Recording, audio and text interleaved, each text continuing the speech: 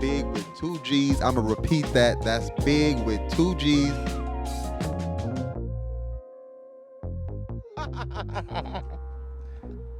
But I'm going to get back to this. Welcome to the first episode of the BiGG Umbrella Podcast. As you know, I'm going to repeat that. That's big with 2 G's. That's big with 2 G's, the BiGG Umbrella Podcast. And we now basically just introducing you guys to what we are all about and what you guys can expect from us. Hopefully some longevity and some good conversations you guys can take out of this. And I mean, like I just spoke about with him, hopefully just something you guys could retain some game from other people who we speak to out here in San Diego. But we got my man, you know, he go by no name Ski Mask. I met my man through work, and I'll let him do the rest. There we go. That was it. That was perfect right there. So basically, should we get into like our first episode, or should we still talk about even where we? Well, I guess yeah. How has things changed, right, since we started? From what we started, remember the first one that we recorded, right? The first one we recorded. Yeah. That one was okay. So that one was a little janky, and not on the guest. The guest was great. I mean, and some of y'all may know him, especially doing music. It was Jazz. Yeah. He was great. It was just, that was my first episode. I really didn't know what to expect and what I was really supposed to even touch on and stuff. So that one was kind of, I didn't really know what I was doing. Yeah. And I didn't know what I was doing so much, but we just ran with the shit. But after that, we kind of kicked in the gear from that first episode. And even with the camera work, like even the camera work wasn't even where it was at today. Yeah. And that was just through maybe like a 2-month period when we was actually just really kicked in the gear. That was when we really hopped in and did like 30 episodes or something like that in 2 months or something like that. So yeah, we was pushing back to back Monday through Friday. I mean, I'm sure if we ever reached out to you, as you guys know, Monday through Friday, it was always after 7 p.m. we could do one.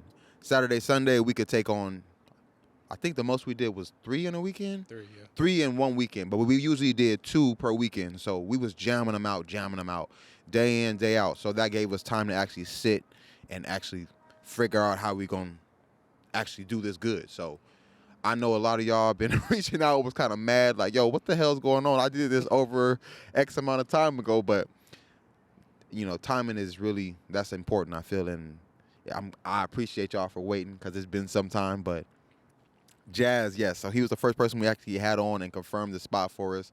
We pulled up that weekend not knowing how the hell this was going to go. But like I said, it turned out good on our end, like, so it actually sprouted us from that. But even going back before that, the first thing we ever shot was something I'm trying to do like with the nonprofit, actually with giving away clothes and feminine products and socks and shoes and food when we can and water and things like that. We pull up downtown and set up shop right on the side of the street, have people just coming over and just giving them whatever we got until we run out and just keep it going. So actually the first thing we did was actually that one. Yeah. We did that first video. I asked them like, yo, come out and if you could record this video for me so we could like see what it's like. That was the first one we did. That one went good. That was a lot. I'm sure we're gonna have that, like a full clip of that at some point as well. But that one was a lot, especially for the first time. Excuse me. So yeah, we actually shot the homeless clothes giveaway for the first thing, and right after that, we was driving back. I was about to drop him off, and it was like, yo, he was interested in doing a podcast. I was interested in doing a podcast, so we went from there, and that's how we came upon Jazz. So also, yeah, like now even also kind of touching on how he asked, like, how's this changed? Me living out here in San Diego my whole life, I could, and I'll be honest as hell, I didn't even tap in with San Diego artists or anything really San Diego. You looking outward and trying to see something else. But that's honestly why this even came about. So people could start tuning in here in San Diego, because I want to bring highlights to what we actually got going out here. So that's even what got me invested even to looking into San Diego. Now doing that, I found so many artists that we've had on the podcast that I'm like, God damn, this person actually do music out here in San Diego. This person make food like this out here in San Diego, like tons of stuff. Like one of my homies was actually even talking about right now how one of the more crazier spots we shot at was a cemetery. I mean, I'm gonna leave y'all once. I mean, there's some people we probably talked about that with, but y'all see it. Sure. Y'all see it when you see it, and but that was probably one of the most interesting spots that we was even asked to shoot at. Not even just the spot we were at, but the experience of the interview and everything. Yes. So all around itself, most interesting, to say the least. That one is gonna be hard to put out though. Just the. It should be entertaining. I'm not going front. It should be hella entertaining, but I'm going to leave y'all to see that one. But yeah, like I said, like we got a lot of good artists out here that's actually doing stuff, and still even more that I haven't had on the podcast that I've trying to get into. I mean, just, everything is always about scheduling, life, all type of shit just happen. But yeah, everything is just about like scheduling. So, I mean, timing is got a lot to do with it. So, yeah, honestly, I just want you guys to stay tuned in as long as you guys been doing. Because, I mean, we started, like I said, we started in October. The following has been growing every single day. Like, every day, every single day, there's another follower. And I appreciate that like a mug. Like, I throw the hands up to you guys. I was like, man, when we even tell people about us starting and where we even at now, it's like, they look at it like, damn, that's a lot. But, I mean, as some of you may know, as creators, you always look at yourself and you be like, damn, I could do more. I could do more. So I'm always looking like, oh, it's okay. But even after doing these, I'm always like, oh, it's okay, but I could do some more. So I'm always looking as to how to better myself. In some ways that may hinder me, but I'm sure like that's in the long run, I feel like it's been helping me out because we've noticed little things here and there that you want to change and perfect. So I feel it's in the right direction. We're going to right, especially for San Diego, especially doing this for Daygo, being born and raised here, bringing out, like I said, highlighting what we actually got going here. And there's a lot. There's tons, and we got so much more that we actually got to tap into. We've been finding out with the food stuff, man. They've been bringing plates and stuff through. Man, it's been a journey. We're going to get everybody on here, definitely. So it's been real good, like the journey, and it's been short. And it's already been as good. So it's only more and more to come. We're going to obviously expand outside of San Diego once we really feel we're covering so much. But we're going to always stay Daygo and bring on what we got out here in Daygo. Like I said, highlighting what we got going on in Daygo so people want to come out here. That's the goal. And also, I honestly want people just to learn, if whatever your goal is, or learn something new from the people we bring on. I want people to learn from, what we got, the guests that we're bringing on, and the lessons that can be learned, because we had a lot of people in here that told some real good stories about stuff that I wouldn't even think they'd touch on, but they given us that time and opportunity to even touch on that. And I always tell everybody, like, they have no idea who I am at all, but they're willing to give the time and invite us into their space, wherever that may be, whether it's a garage, a porch, a living room, a restaurant, whatever it is. Like, they inviting us into that space, and that's major. That shows a lot of even trust. And I mean, if I'm wrong, then I find out later, but that's what it's be showing to me, that they even willing to do that. So, because time you don't get back. So we actually did pretty fucking good for our first episode, because we actually got a San Diego legend on that's worked with some artists that you actually may know, such as Mac Miller, I believe, Raekwon, Bone Thugs, Cap G, just to say a few. And we actually got a couple of clips to show you. So it's the same way with that. But I'm going to tell you something. When San Diego people are elsewhere, everybody huddle up. Yeah. And like South by Southwest. Rallying and shit. South by Southwest was such a great platform. Because it was like, when San Diego people go out there, everybody from San Diego call each other. We was all at the airport one time. They seen me.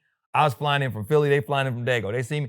Jazz, man, what you doing out here? I said, bro, hey, man, look, man, call this number, bro. Hey, let's all get together. And, and so everybody started huddling up at the little spot. Yeah. So I knew where to find everybody, All the Daygo people came together. Yeah. So it can happen, but just not in this habitat where everybody's training.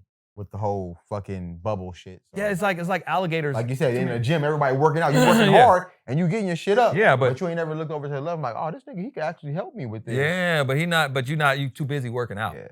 Then it's like, but when we get to places like South by Southwest. What is that exactly? So South by Southwest is like, you probably seen it, SXXSW. It's basically it's in Austin, Texas, and it's the biggest play venue for artists. Mm. And so what happens is all these different, it's like a row of like kind of like the Gaslamp Quarter in Austin. Okay. And all these different like places have artists that come and perform Mm-hmm. for a whole week. And it's from like 10 o'clock in the morning to 11 o'clock at night, a whole bunch of play stations, Damn. right? And so then you have a whole bunch of, different types of podcast people come there. And you got a whole bunch of labels that come. You got a whole bunch of Because studios all that these come. artists are there. All these artists are there, right? So you got all these different people that come from different cities and everything. And artists make they make a plan of it. They got their t-shirts on, they got this, they got the hats. Promoting, you know what I'm saying? So then, it's like this. When a day's done at dusk, it's a sea of merch on the ground. Like that, Sea of huh? merch. Yeah, it's a sea of merch. That's how packed it is. And then they have South by Southwest, the convention center is a part of it. Mm-hmm. So then you go to the convention center, they have all these different tables and desks and people with their tables and desks. Yeah. And that's outside from the street full of venues and people are just walking back and forth. And it's a sea of people, bro. Like I'm talking like Miami Beach is a sea of people. Yeah, a sea of people. So you got people from all walks of life. I can call somebody from anywhere. Yeah, I'm moving South by Southwest, bro. Damn, okay, cool. So to me, I work with so many people, that's the best place for me because then I get to have everybody converge all at once. Yeah, because Then you I can have say- all them different cities and they're all right there. here. So now I can say, hey, Mitch, Get with meet him. this person Yes. from Arizona, Philly, Louisville. I can have people meet each other. They You know don't what do I'm that no saying? more? What? The South by... Well, when the pandemic kind of, it kind of shut down, shut down the spot, but they're back online again. So every year March. What is that? Around what do you call it? Around St. Patrick's Day. Oh, so they definitely going in out there then. Yeah, it's Definitely. around St. Patrick's Day. Yeah. I also want to talk about your son. 'Cause I know Yeah. I was actually Yeah. I looked at your live and you was like, oh, my son actually, he produced too. Yeah. Did you like put him on or he like just picked up his own shit and was like, oh, I'm about to... So that's okay. So let's talk about that. So one thing about me is I'm not a dadager. Okay. A dadager. Right, I see what you're saying. I'm not a dadager. A dad right? and manager same Right, time. I'm not a type shit. dadager. I'm not somebody who, I love my son and I'm so proud of him for what he's done to really elevate his creativity. But I'm not somebody who's gonna be in his way and be like, you need to do this, you need to do that. Like, I don't wanna be that guy. Almost like I'm trying to live through him. And a lot of people try to do that. It's like, I didn't accomplish it, so let me try to get it through my son. He has his own mentors. Mhm. So, Loose Lyric, you know what I'm saying? Sound Lounge, over the years, they've mentored him to become a better producer, a better engineer. They've mentored him without me. Mhm. And I wanted to be that way. He has to have his own peers outside of his dad. Right. And when he needs my help, he's always got me at the helm. Like, he'll call me, Dad, I need you to mix this for me. Right. I need you to be here to record me. Like, I'll be there for him. Right. You know what I'm saying? But what I need to be doing is I need to be exploring other regions. So when my flag should be flying everywhere. Mhm. I should be in different regions. So when he gets ready to leave this town, there's nowhere he can't go where he doesn't have, somewhere to go. he doesn't record, have aunts and produce. uncles, studios that they would not give him the best of what what he needs. Mhm. And there's no place in the country that he can't go where there's not help waiting for him.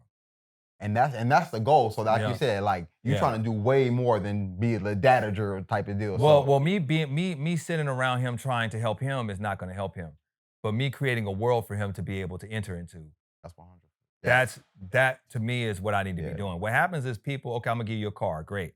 Okay, I'm gonna give you a studio. What about when you're not there? I want to give him a world. Mm. I don't want to give him some equipment. I want to give him a world. Because that equipment dies out, and then what am I? Then I gotta come back and replace his equipment? No, we See, keep my giving him son- that world. See, my son doesn't know it, but like when he goes to Philadelphia, he has so many people to meet. Mm-hmm. Has he been out there? No, Mhm. but he has so many people that is can't wait to meet him. How come he don't want to go out there?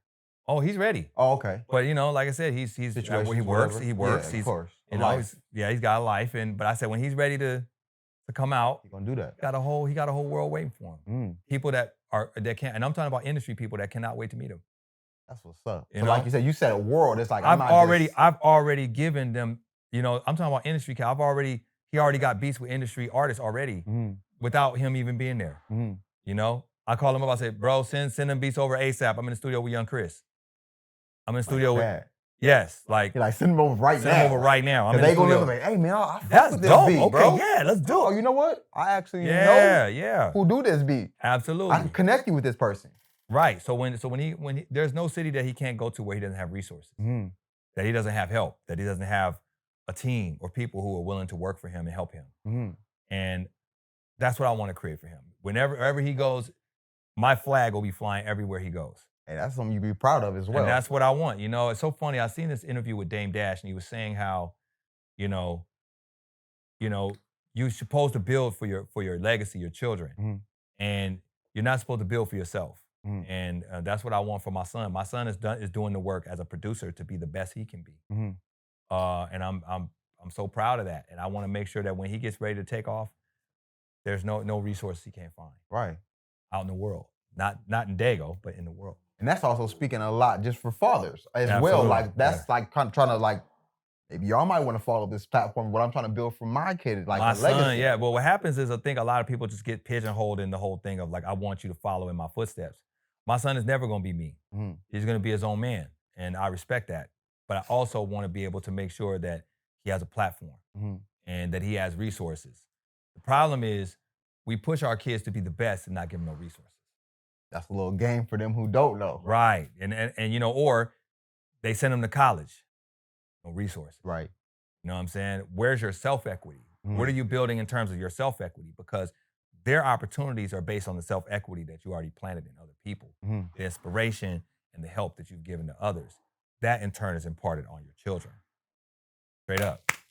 You know what I mean? That's a round of applause right there. Yeah, that's the way it is. That's you for know? real. And so I don't really do this for me. I do this for my son. You know what I'm saying? He does, and sometimes he's not aware. You know what I'm saying? How much you grinding hard for him.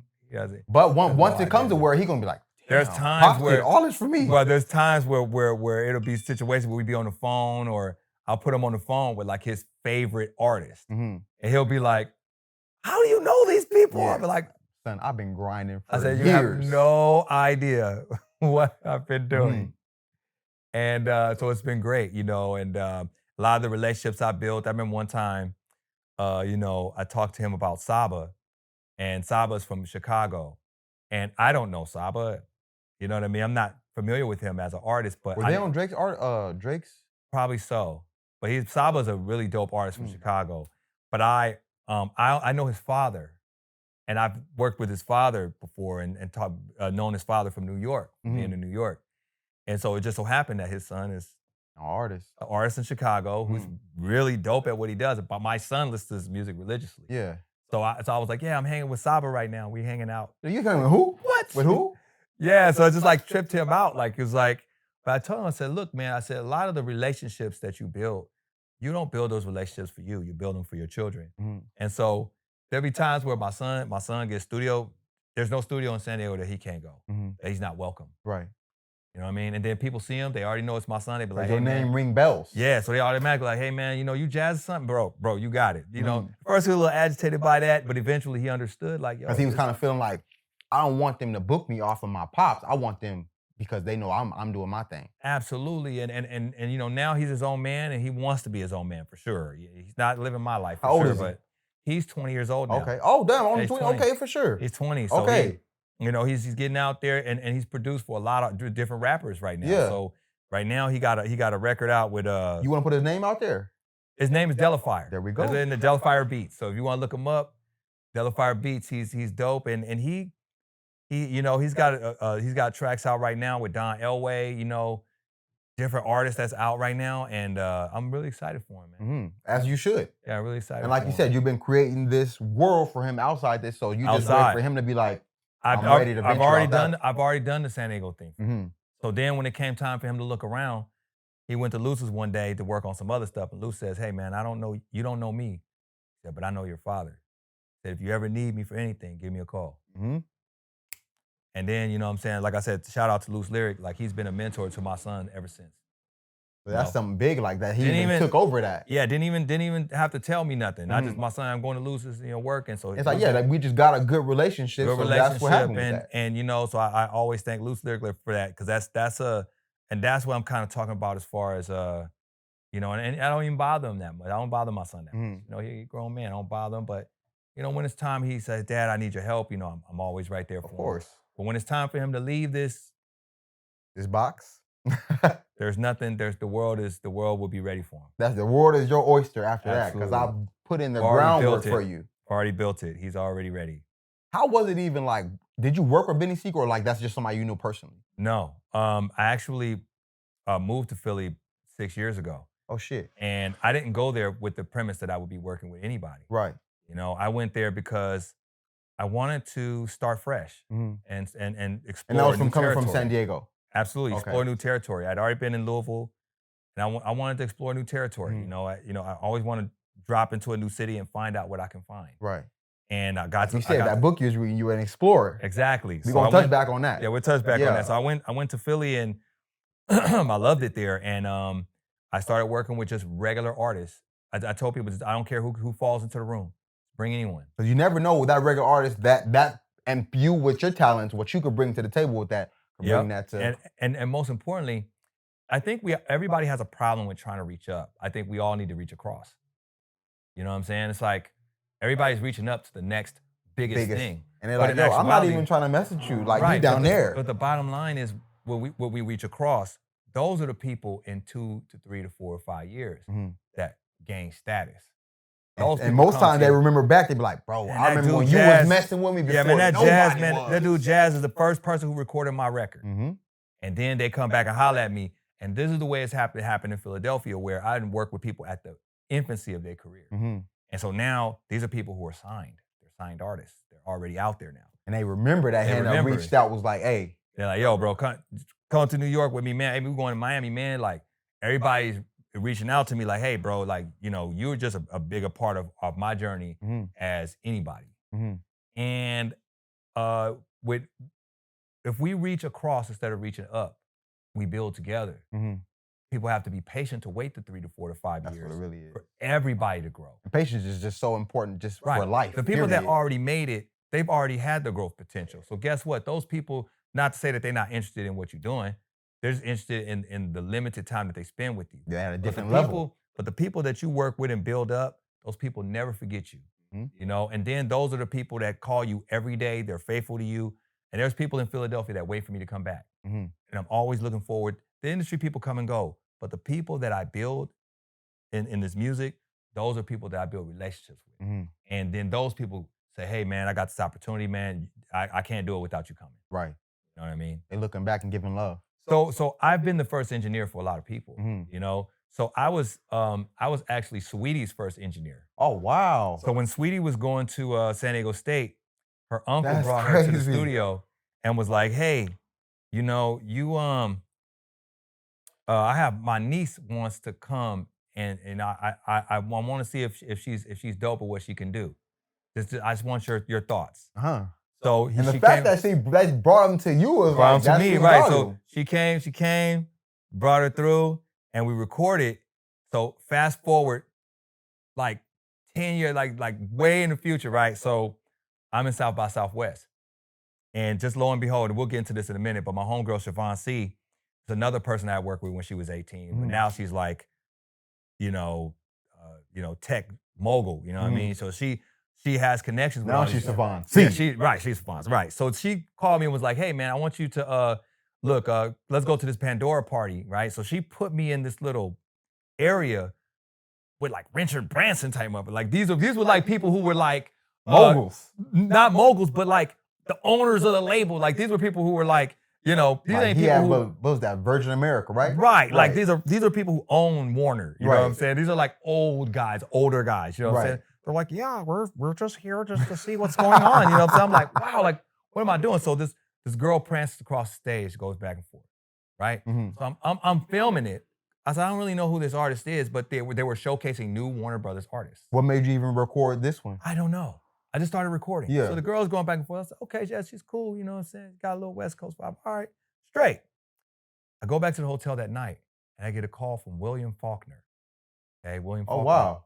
William Faulkner calls my phone, and he says, hey, man, I want to thank you. Really? I said, why? When he called, you was like, who is this? Or like you knew who this was off top? Yeah, I didn't. Well, he said, hey, man, it's Will, man, it's Will. It's William Faulkner, bro. I was like, oh, yeah, what's up, man? He said, man, I want to thank you, but I didn't remember why.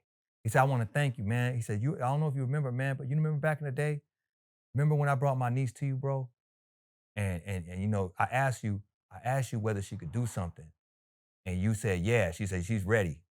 He said, bro, my niece, she's signed now. She's a signed artist, bro. And I want to thank you, bro, because that was the start of everything. That was the genesis of everything, man. I want to thank you for starting, you know what I'm saying?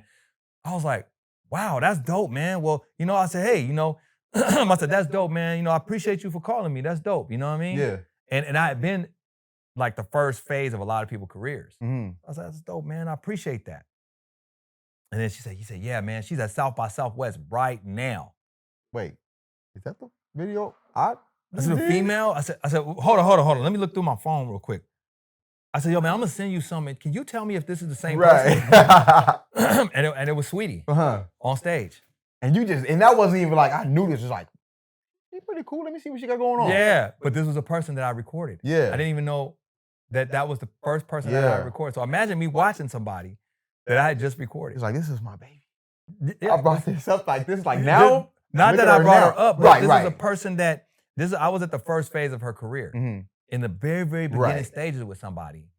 And this has happened to me over and over and over again. But exploring allows me the opportunity to be in so many different realms and do that same thing over and over.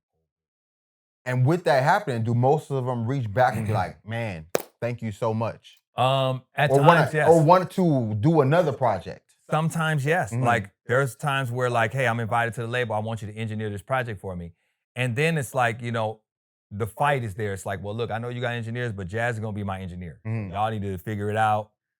And this is my guy, right? So it's appreciative when somebody looks out for me. But there's times I don't really care whether they look out for me, because to me, it's you're not doing it for that. No, it's never been about fame. Right. Engineers and producers are not famous. Mm-hmm. We happen to be a part of the first phase of a person project, but we're not supposed to be at popping bottles. That's not really our job. Our job is to make the best records we possibly can and move on to the next project. So production. Yes, we're supposed to be moving on to the next project. That's like, behind the scenes of behind what people don't really know whatever they really know. Yeah, we need to be working on to the next project, bro. Like, and then sometimes the artist will call me back. They already signed. They'll call me back and be like, hey, man, I really appreciate that first session I had with you, bro. That really opened my eyes to the industry. You know what I mean? Or, man, you just really helped me to understand what I was supposed to do as an artist. And those are the projects I relish. I actually was watching on your live. I don't know if I heard it wrong or not, but I remember you saying, like, I think you said you worked with Mac Miller. Yes. I was like, wow. Yeah. So Mac Miller is, and my list is very long, bro. So I was working with Mac Miller towards the end. You know what I'm saying? And so not just Mac Miller, but Cap G as well. Cap G, Bone Thugs and Harmony, Ludacris, Genuine, Keith Murray, Max B. And these the are list people, goes on. Pastor Troy, Goody Mob. These are people that I have whole albums with. Right. Not just I recorded a song with these people. These are people I was with these people I have for a full some time. album, right? I have a full album with these people, right? So it's like a lot of times, and when I would do these sessions, I would call them secret sessions because I would never let anybody know that I was recording them until after. Because if I did that, everybody would be lined up around the corner for no reason. Like, oh, I did this, but they gone now, so I can put it out. Right, I can put it out there now. You know what I'm saying? And then people would hit my inbox. Hey, yo, man, they still around? They still there? I put it up now. I put it up later. I did it right. I know what I was doing when I did this. Right, and a lot of these projects, and shout out to Cricket, Vicious, people who were also involved with a lot of these projects from the ground floor. Batcave, Hartman, Dank Sinatra. There's people involved with these projects. And it was actually a team effort in Daygo when we did these industry projects. A lot of people don't know that. Dave Moss was a huge part of that. A lot of people, Ray C. There's a lot of different people involved, and we didn't have time to promote. And this was when you was working with Mac Miller. This is Well, Mac Miller was my own.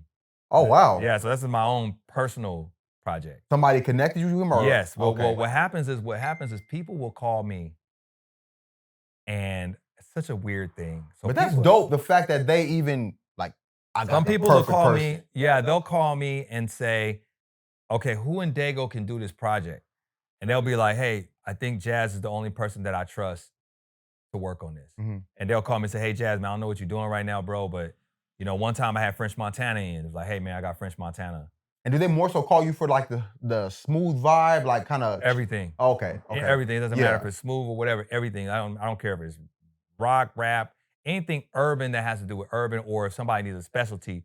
So somebody one time called me because they needed a choir song, but they needed somebody to be able to do it with less people. And so I understand how to create that with 3 people. Mm-hmm. So sometimes I'll get the specialty calls, or sometimes they've already spent $10,000 on the records. Mm-hmm. So like, they I'm say, not "Hey, trying to man, do much more. Look, man, I got to call Jaz on this and see if he can help me to bring this project together." Mm-hmm. And so sometimes I'll get the call to work on. So when people come into town for their shows or whatever, like one time I had Raekwon the chef.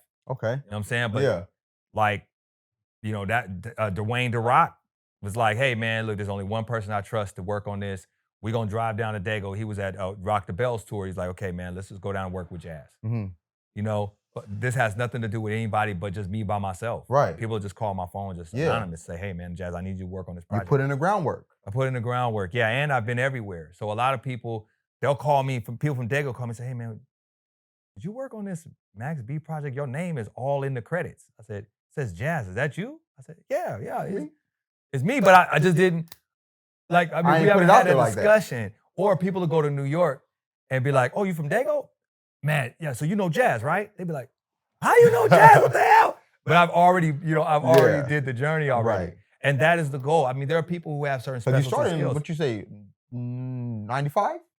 Yeah, like real early. Yeah, I looked a little bit into this, and I was like, early. I've been early. So, there are a lot of people who have certain specialty skills, but I think me being an explorer has been something that I feel like I could bring back and help. Mm-hmm. I think it gives us a different look on things.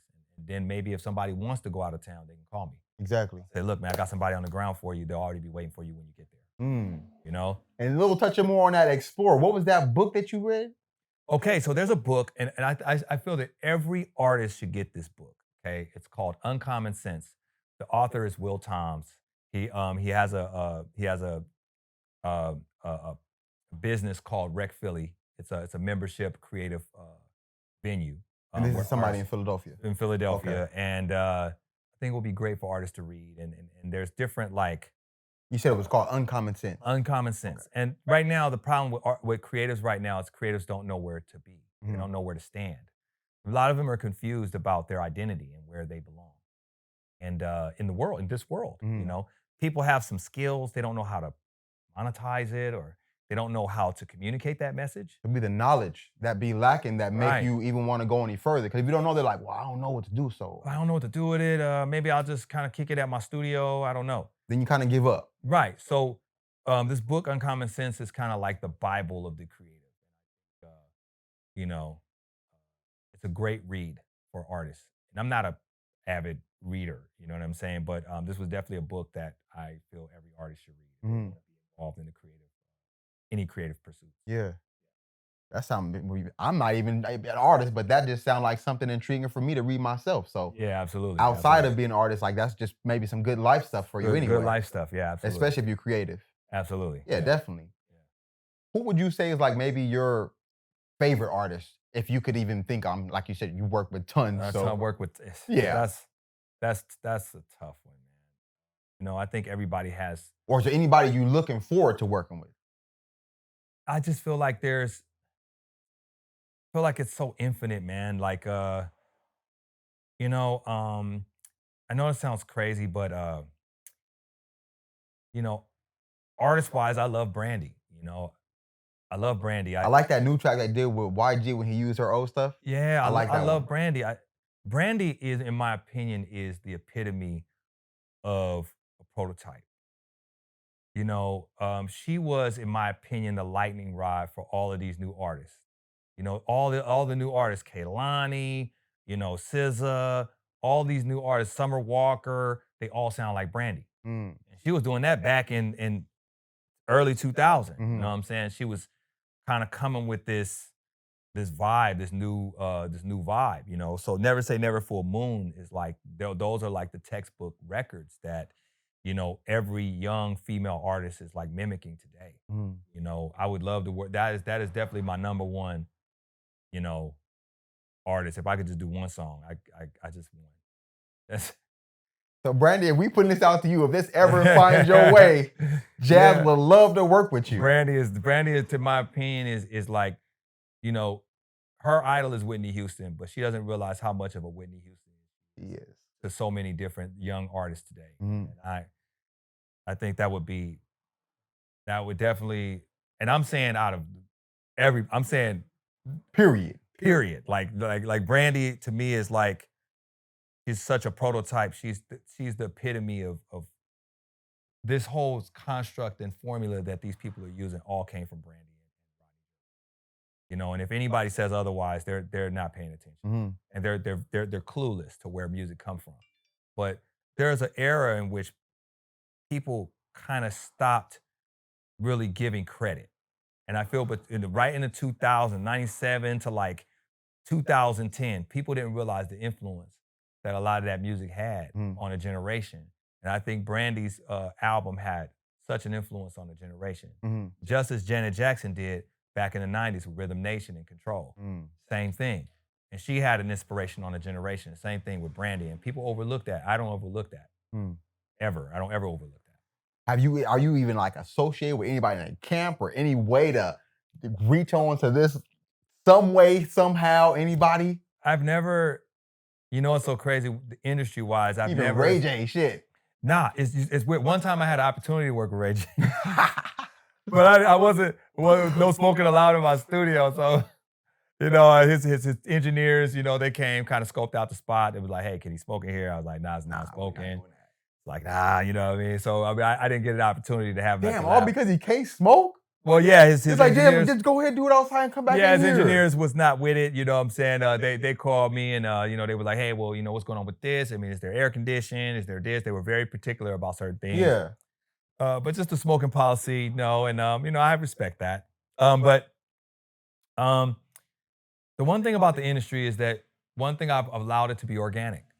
Because Let it happen. the industry is floating in the air. You never know who you're going to work with at any given time. That's and you true. let that come to you. I'm here with know? you. Yeah, like you let that come to you, you know? So people will just call my phone random and say, hey, I'm coming over here with French Montana. We pulling in. It could be that at any given time. So, you know, with the branding situation, like, or with anybody that I would love to work with, right? I don't know. I've never really looked at,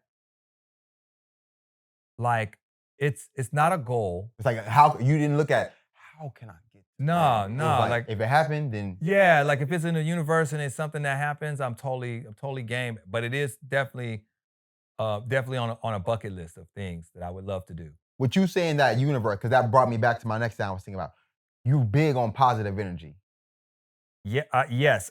I'm also big on universal energy. Okay. And what I mean by that, exactly. because there's something called toxic positivity. Okay. You know, I just think people need to be universal in their energy and be willing to spread that energy as far and wide as they possibly can. I think sometimes we put a lot of emphasis on positive energy, but then their scope is this big. As to what's positive. Well, some people want to eradicate, you know, some people are very analytical about everyone and they're negative about everybody else because they don't think that they're positive. And in actuality, that's toxic positivity. I see what you're saying. Sometimes we need to focus that energy. We're so busy trying to police who's positive. And what we got to be doing is focus on universal energy. The people who are negative will see your vibe and they will connect with your positive output. You know, You could potentially change that. absolutely. People will look at your energy and you know, act accordingly. Right. And no, I Yeah. 100% agree with you. Yeah, Because that's how I definitely. feel when I get around people. Like, Yeah. you see how they might treat others, but they don't treat you like that because Yes. the energy you Correct. bring The to energy the that you bring to the table, they will gravitate toward your energy. table. And you could basically change the polarity of somebody's energy at any time. That's true. You know, so I don't know, like positive and negative, there are people who do things in this world for good, and they're still taking over people's countries. So what is good? Exactly. Like you said, it's all about, like, I guess, perspective. It's all perspective, because some people can say they're doing things for good and still be doing things for all bad. Exactly. Just in their mind, they think it's good. Exactly. That's what it is. It's their perspective. I'm doing good, but now somebody else looking like, oh, that's out of pocket. You can't be doing that. Sometimes people are too religious. Sometimes people say, okay, I want to be, I'm talking down to you because I don't feel that you're walking in God the way that you should be. But God also is telling you probably shouldn't talk to me like that. But is that good?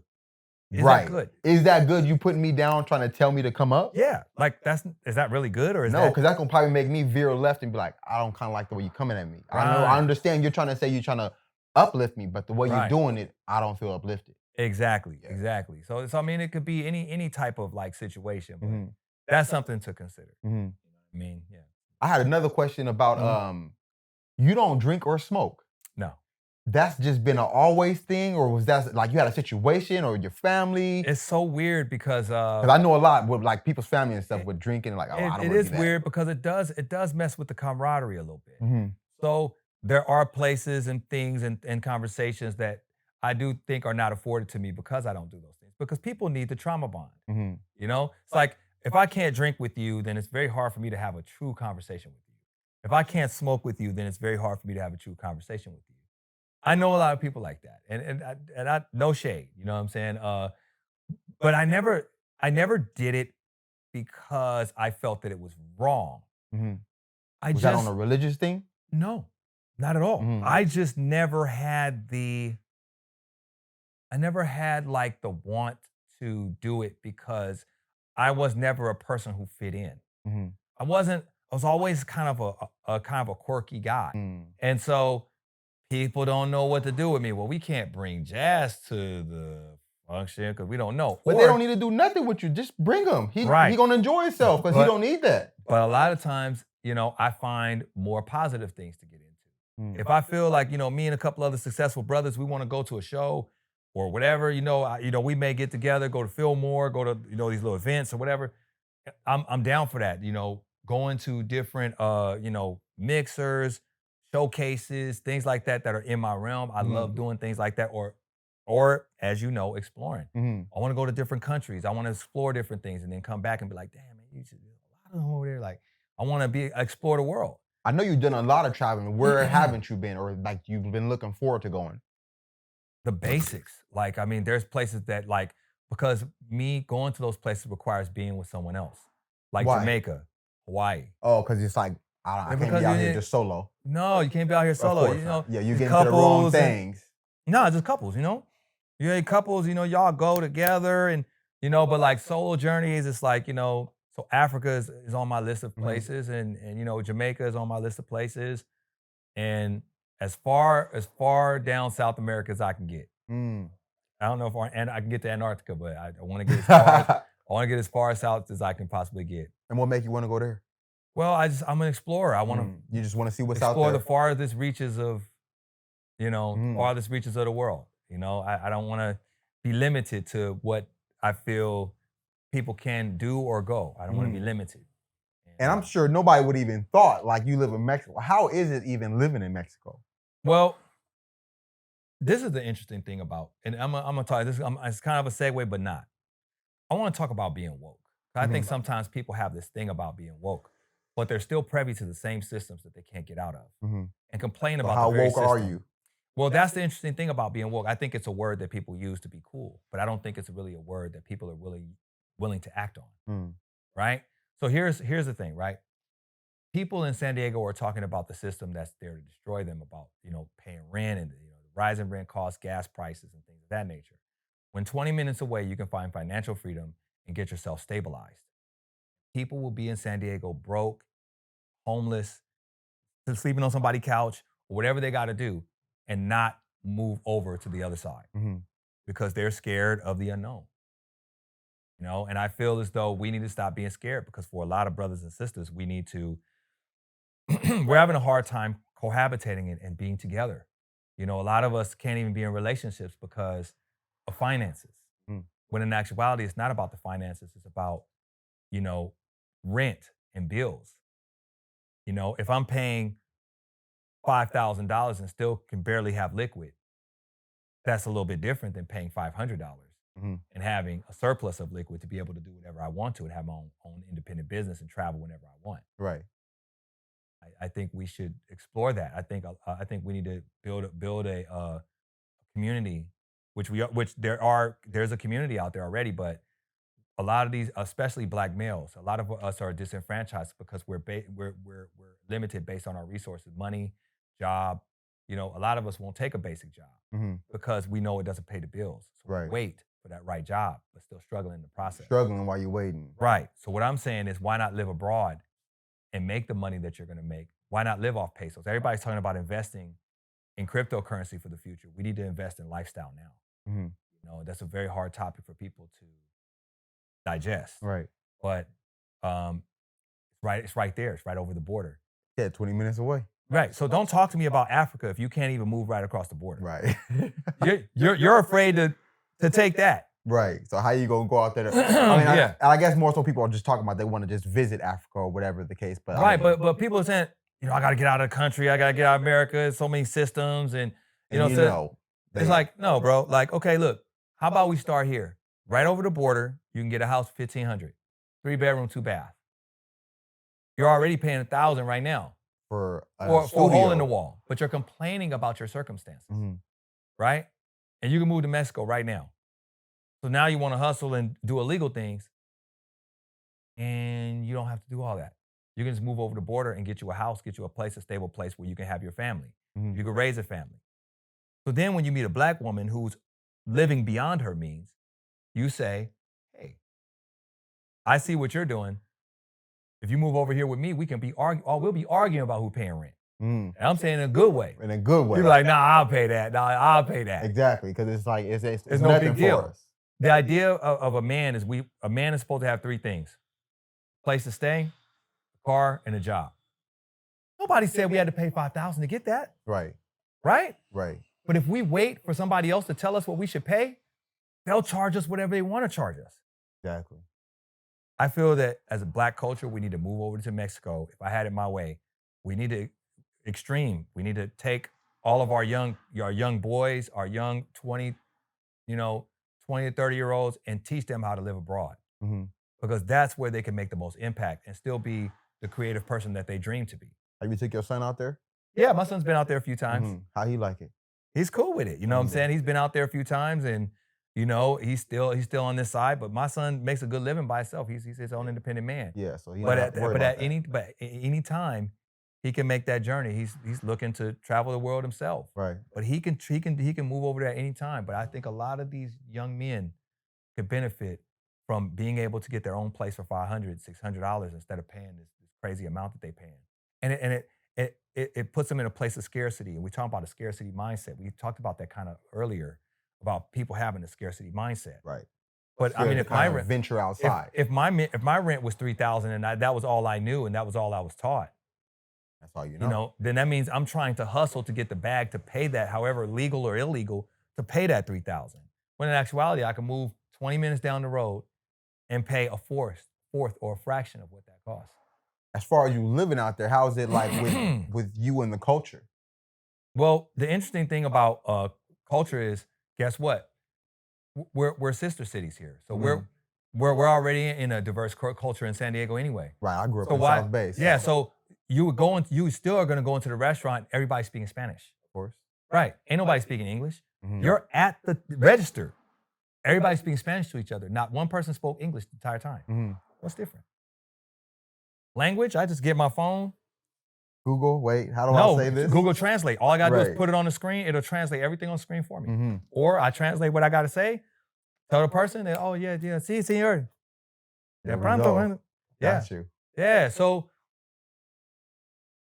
Mexico needs our money, but we need their housing. We're living in posh poverty, right? We just had this thing with Todd Gloria, the mayor of San Diego, and it's a whole big thing going on about housing, when in actuality, those people ain't got to live like that. They can move to Mexico and be paying $250 for it. Right. And another thing, knowledge. Yeah. Most people, like, they don't venture outside that, so they will have no idea about that. And that brings me to my next point. With music, that's what we're dealing with. People don't want to venture outside of this space to see what's possible for them. It's just a weird thing. People want to stay inside of a box. They're scared to move. They're scared to venture out and will sabotage themselves in order to stay. Not knowing if you venture outside this box, your box will be even bigger, or you won't be in one. You'll have a job. You'll be married. You'll have children. A lot of the basic things that men want. And all we got to do is venture outside of our high-priced, posh poverty space. Yeah, that's real. Yeah. My thing now, going from Mexico, how did you end up even meeting Cap G? Was another thing like they just... I had, so basically I got a call. I had a guy from Icon Studios. So other studios contact me, different things. Yeah. Right, so he's a rapper. And so Icon, they do rock. Oh, shit. So my guy called me and said, hey, I got a guy who wants to contact you. So his manager, Bear, contacted me and was like, hey, I got a guy, Cap G, in town. I would like for you to work with him. If you can work with him, that'd be great. He's in town. He was doing a tour in Southern California at that time, in Inland Empire and different places. So it was great. Is he still making music? Well, look, I know I only heard a couple of things from him. So this is the thing about Cap G, and this is one thing you have to understand about music. Cap G already has a library of records that if he could put out a project at any time. He's probably got a project with Pharrell, project with Chris Brown. He's got projects with everybody. Think about it. He got the song with Chris Brown, Girlfriend. Yeah. He got albums full of stuff, but guess what? Sometimes you got to be able to release it the right way. Sometimes people are sitting on records. You'd be surprised, man. I have the largest library of records from people, man. People sometimes be sitting on records, man, because it's not the right time to release it.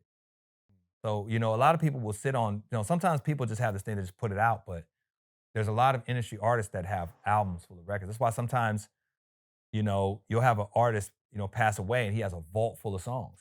Right. The reason being is because people already recording. I can't even tell you how many songs Lil Wayne got. Lil Wayne probably got, 100,000 songs. Infinite amount. Infinite amount of songs. He could keep on putting albums out if he wanted to. But think about the amount of shows he does in comparison to the amount of songs he does a night. You can pump out. He's doing 58 songs a night. Damn. Yeah, he's doing 58 songs a night. I mean, so people have catalogs full of records that ain't even released. Yeah. Or they just say, I was working on this, it's old at the time, I'm working on some new stuff, and then the old stuff just gets put in somebody's hard drive. Fine. I'm the engineer, I got everybody's song. Then they ask like, oh man, you still got that old track? Boop, boop, boop, whatever. Put Absolutely. that together. Absolutely, yeah.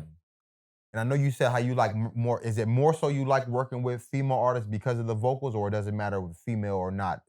Doesn't matter. I'm open to anybody. I prefer working with new artists. I'm excited to see where that goes. And it's more so because they kind of give you these reins to be creative and we can work together. Because sometimes you have people who are pigeonholed into their little world. They're like, wait, maybe you should do this a little different. Nah, I don't like that. Nah, this is me. So sometimes I like working with artists who are open to interpretation, because then I can develop them like they're really asking me to. Instead of somebody just asking me to just press record. Right. Because, I can do that. Yeah, I can press record. Right. If I work with somebody and they're coming to me and saying, hey, I got, situation where I'm ready for you to produce me fully. Right. So I'm letting you go ahead, take over. I'm listening. Those are the best projects. I'm a sponge. Those are the best projects, and I look forward to those. For sure.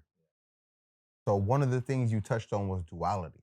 Yes. Yeah, let's dig a little bit into that. Yeah, so duality is we're living in parallel universes. I don't think a lot of people don't really understand that, but we're living in universes. I think every city is its own universe creatively. We're all living in places where you might find someone who looks like you, sounds like you, sometimes even has the same name. And, I feel like since I'm probably the only person who's really traveling and exploring, I felt like it would be a great time to explore that and create kind of a tape full of these types of like-minded artists from these different regions that kind of have like-minded images of each other. Right. So this first song that I'm doing right now with Starsky and with Kalia It's called Duality. Right. And it's going And to be that's the name of the song. That's the name of the song. It's Okay. going to be one of the first songs that I'm going to do, and I want to do several more where I start kind of doing these different city mashups because different cities, we need each other. Right. And we need to start utilizing each other's resources. I feel San Diego and Philadelphia we're both kind of like sister cities in a way. We both need each other, and it'd be great to have this kind of foreign exchange thing. And that's where these two artists are from. That is correct. I spent time flying them from one coast to the next so that we can record this video. I'm sure they enjoyed that. It's going to be amazing, and I'm going to do a lot more of that where I want to try to blend these different worlds, and not just on a musical tip, but start bringing some organizations and businesses to the San Diego region that are from Philadelphia, so that people in San Diego can experience a little bit of what Philadelphia has to offer and vice versa. And those artists, which one of those artists are from? So Starsky is from Philadelphia, and Kalia is from San Diego. Okay, for sure. And the video's dope. We've already finished cutting the video. So this is going to be something very amazing for people to see. And I want to start doing more of these hybrids with more artists and start doing shows, having some of the artists come down here to do shows, kind of like a Philly review, and then have San Diego review out. And that'll give people from San Diego to come watch. Absolutely. Especially artists invested in. Yeah, because interested. people in San Diego feel like the only resources we have are in our town, and that's not true. Because everybody's going out of town and experiencing what it really feels to have support. And I feel like if we can start utilizing each town's resources, we could really develop a great relationship. And like you said, like when you go out of San Diego, everybody mess with people from Daygo. San Diego has, we can mesh in any crowd. Yeah, we can mesh in any crowd, man. So why not bring some of that talent here to help elevate what we have? And there are some transplants, people who I've seen I know a guy from Dallas who's come here and been very instrumental in the poetry scene and the band scene. Oh. And he's doing such a great job. That's cool poetry. And we'll talk about him on later times, but he's such an amazing guy, and but his contribution to San Diego culture has been amazing. Definitely want to see more of that. And that's him coming from out of town and that's him coming from out of town, because people from out of town have an odd equation, and what happens is that it knocks down the biases that we have. Once you come from out of town, they're like, oh, you're not from that. Oh, you knew? Okay, yeah, so we need out of town influences so that we can knock down some of these biases. Because most here is like, oh, you from San Diego. I don't know what type of. Well, see, this is the thing. We need to not So shut off. Well, it's okay to be shut off because that's what we do. It's okay to be shut off, but let's bring in some outside equations, some outside people into the equation so that we don't have to worry about who's saying no. Then we can put those people in positions and they won't have a bias to one certain artist or one certain genre. Right. And as we bring people from out of town, it'll help us. And I think it's the same thing for different cities. Me coming from out of town and helping different people, the gatekeepers are like, who's doing all this music? This isn't anybody in our town doing it. And they find out it's me. It's like, wow, okay, are you from our town? I'm like, nah, man, I'm from San Diego. Right. San Diego? Where Where is the hell that? are you doing out here? Yeah, they don't even know where San Diego is on a map. So let's talk about that. Damn. So people in San Diego have no idea how invisible we are. We go to places, and I talk to people from everywhere. As far as big cities and things like that. They have no idea where San Diego is on the map. First of all, they think that it's in the Bay Area. They don't even know that it's in Southern California next to LA, right? So they think it's next to San Francisco, Oakland. That's where they think San Diego is, right? So a lot of times they say, hey, man, I'm in the Bay Area. I said, bro, no. You're a little far from me, I said, man. man, that's about 9 hours, Yeah, man, you're a little 10 far hours, from bro. me. So a lot of times you'd be surprised. So sometimes I hear people talking about Daygo, and I try to tell them, bro, they don't even know where we at, bro.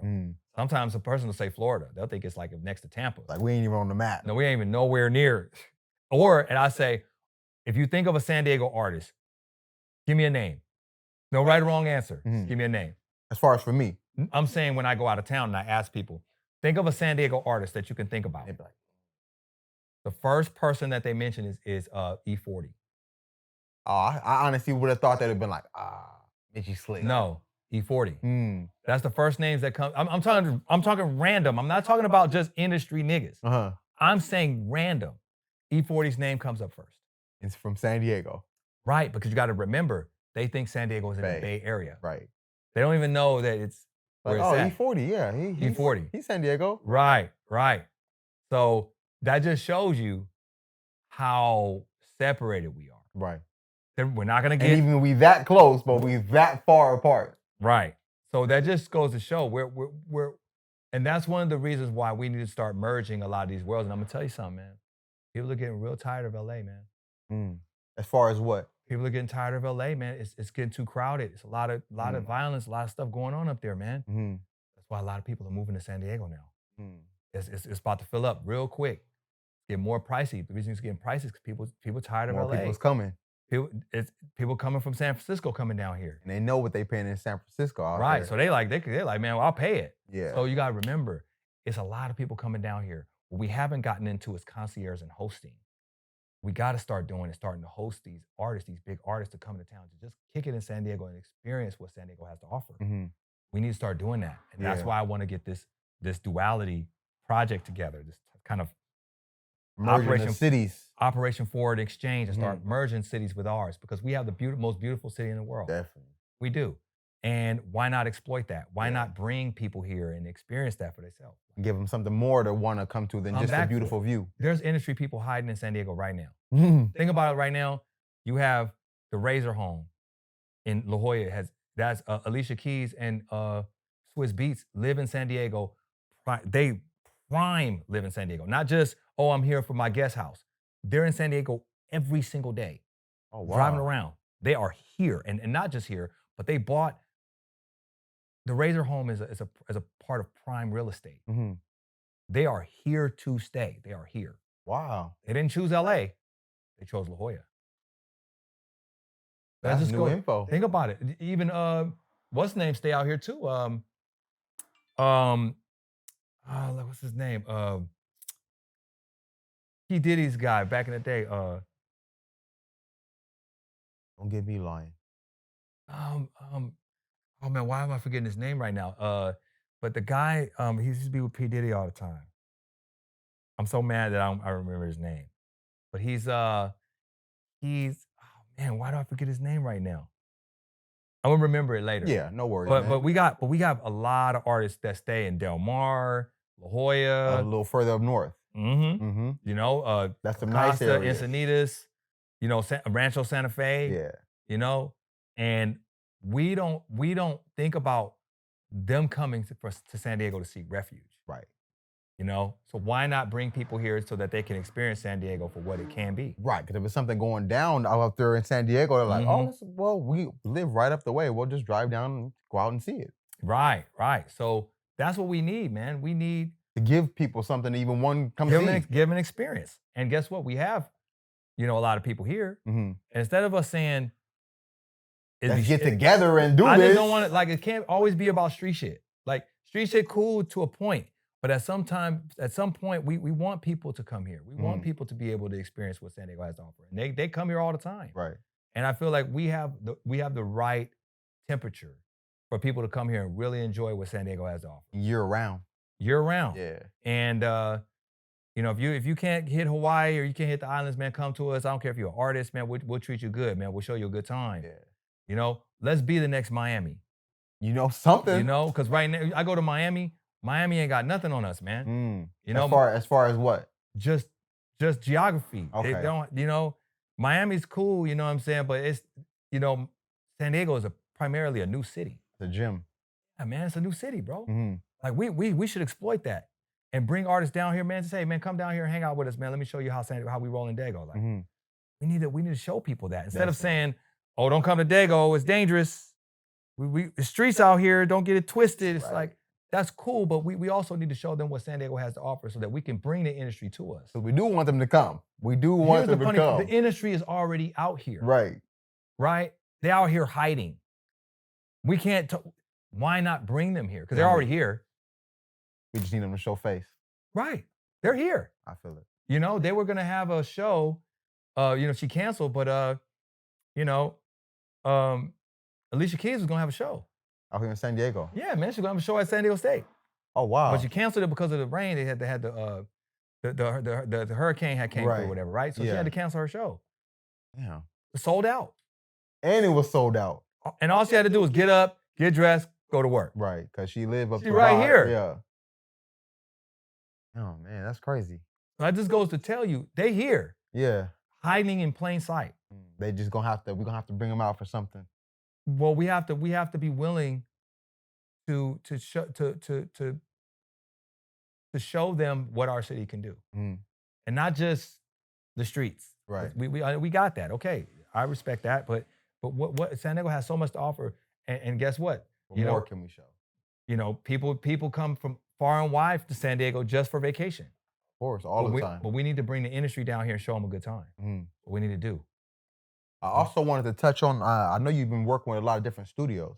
That is correct. So a lot of times, so let me tell you my partnership. So my main studio that I work at is Sound Lounge, and that right there, in my opinion, is the Avengers compound.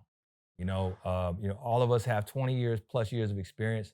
We've been in this business for a long time. That includes, Royal Honor, DJ Rec.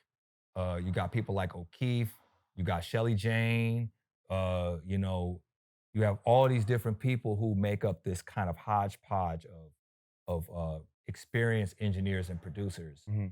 And Sound Lounge is an amazing place where, there's nothing that can't be done in terms of music. Mhm. And it's so much experience. And, Royal tapped me, at a great time in my transition and was like, hey, we should get together and explore what's possible.